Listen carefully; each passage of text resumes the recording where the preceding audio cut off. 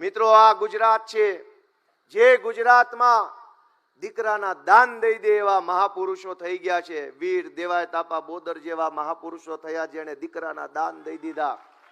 અને એક બાજુ દીકરાના દાન દઈ દેવા મહાપુરુષો આ ધરતી પર પેદા થયા, અને બીજી બાજુ આપણા દીકરાઓ સરકારી પરીક્ષાની ભરતીમાં પેપર આપવા જાય, પેપર લીક થઈ જાય ને આપણા દીકરા શાળાના દરવાજેથી રોતા આંસુડે પાછા આવે.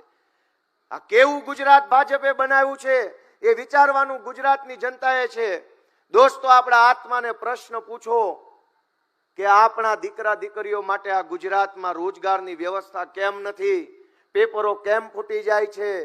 કેમ આ ગુજરાતના નાના માણસને સરકારી તંત્ર ડરાવે દબાવે છે? મિત્રો, આપણે આગેવાની લેવાની છે.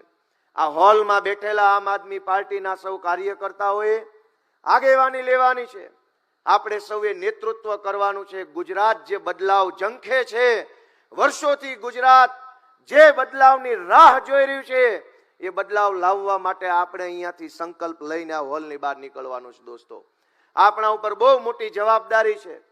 ગુજરાતે આપણને બહુ મોટી જવાબદારી વિસાવદરથી સોંપી છે કે કોંગ્રેસ વાળાનું કાંઈ કામ નથી, હવે તો આ હાવણા વાળા જ હરખું કરશે, એવી જવાબદારી આપણને ગુજરાતની જનતાએ સોંપી છે.